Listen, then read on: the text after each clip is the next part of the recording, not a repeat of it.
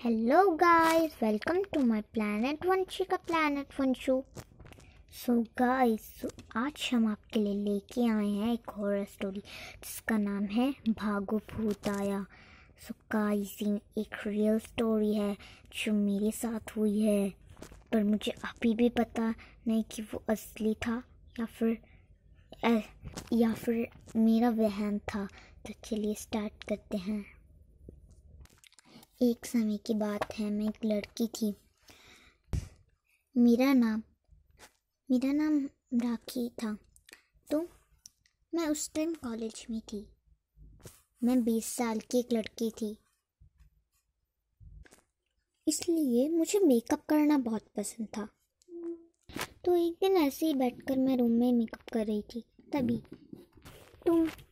मेरी मम्मी मुझे आवाज़ लगाती है, बेटा बारबी राखी तुम क्या कर रही हो? मम्मा मैं मेकअप कर रही हूँ। चलो तुम्हें कॉलेज नहीं जाना, जल्दी चलो। चलो मुझे कॉलेज जाना चाहिए। चलो चलो चलो चलो। और फिर मैं कॉलेज तक वापस आ रही होती हूँ। फिर जब मैं आ रही होती हूँ तभी मैं एक दुकान में देखती हूँ कि वहाँ एक बहुत प्यारी सी एक डॉल होती है। मुझे उसे लेने का मन करता है और मैं उस डॉल को ले लेती हूँ। मेरी अब डॉल से खेलने की उम्र तो नहीं है, पर फिर भी मैं इसे घर में सजाऊंगी। चलो मैं इसको यहाँ रख देती हूँ। अब मैंने इसको सच रख लेती हूँ। क्यूटी डॉल कैसे बैठी है। और रात के 10 बजे। अरे यार बहुत टाइम हो गया, मैं तो इतनी देर से यहाँ टीवी देख रही हूँ। चलो ऊपर जाकर सो जाती हूँ।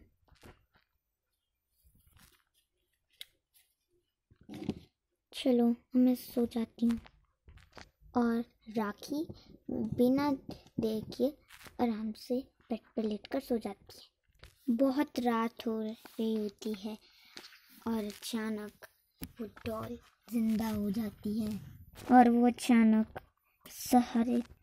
वो सारी जगह देखने लगती है।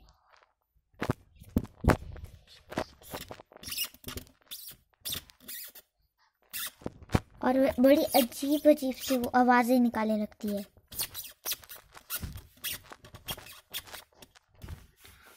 और फिर वो डॉल कुशन के पास जाती है और उन कुशन्स को बिखरा देती है और सोफ़ा को भी उल्टा सीधा कर देती है।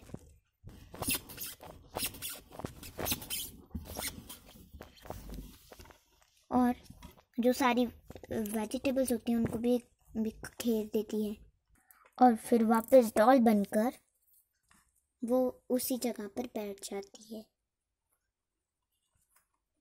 सुबह हो जाती है। कुकड़ू कुकू, सुबह हो गई। चलो अब मैं ना रेडी हो जाती हूँ। चलो मैं रेडी तो हो गई। अब मैं जाती हूँ और जाकर थोड़ा ब्रेकफास्ट कर लेती हूँ। मम्मी मेरे को ब्रेकफास्ट ये क्या है? इतना गंदा किसने किया है ड्राइंग रूम को?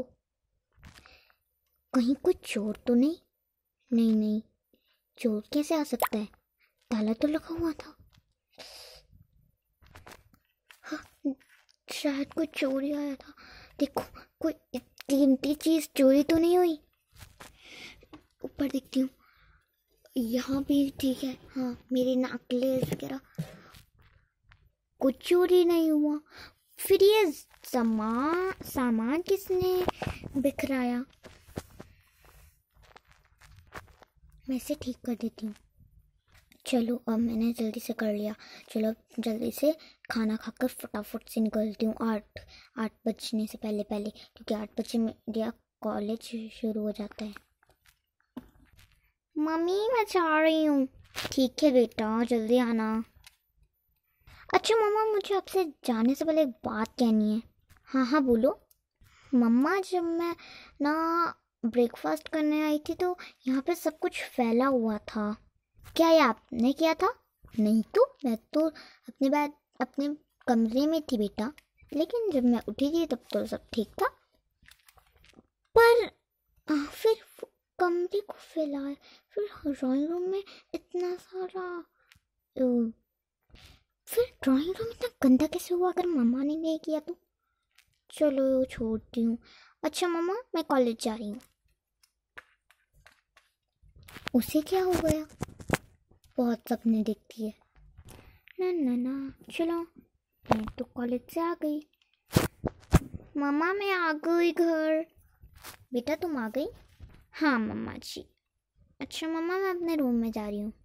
और जैसे ही वो अपने रूम में आती है, वो देखती है उसका रूम बहुत गंदा होता है। हर सामान इधर उधर फैला होता है। अरे मेरा सारा सामान किसने फैलाया? मम्मा, मम्मा। अरे हाँ, क्या हो गया? इधर आइए। हाँ बेटा बोलो, क्या बात है? मम्मा, क्या ये सारा कमरा आपने गंदा किया है? नहीं, मैंने तो इसको साफ किया था। उफ मम्मा, आप झूठ बोल रहे हो ना, ऐसा कैसे हो सकता है? मैं तो अपने कॉलेज गई थी। नहीं, मैंने नहीं किया बेटा। हाँ, फिर किसने किया? मुझे क्या पता किसने किया। चलो, ज़रूर मम्मा कुछ ढूंढ रही होगी और सारा सामान फैला दिया। और ऐसे ही कुछ दिन बीत जाते हैं। उसके साथ ऐसा रोज़ होने लगता है, लगातार। जैसे ही वो अपने कमरे से बाहर जाती, तभी उसको फिर वो गंदा होता। तो एक दिन, बस अब बहुत हो गया, अब तो मुझे पता लगाना ही होगा कि रोज़ मेरा कमरा कौन गंदा करता है। और जब भी मुझे कुछ फ्रिज में से खाने के लिए लेने जाती हूँ तो उसमें मिलता ही नहीं है। अब तो मुझे कुछ करना ही होगा। एक काम करती हूँ, आज मैं अपने कमरे से बाहर जाती हूँ और छुप कर देखती हूँ ये सब कुछ कौन फैलाता है। और वो फिर से कमरे के बाहर जाती है, पर जानबूझकर। मुझे कुछ नहीं चाहिए, बस मैं यहाँ से छुप कर देखूंगी। जब वो देखती है तो जो डॉल उसने खरीदी होती है वो उसके कमरे में उड़कर आती है और एक एक करके सारा सामान फैलाने लगती है।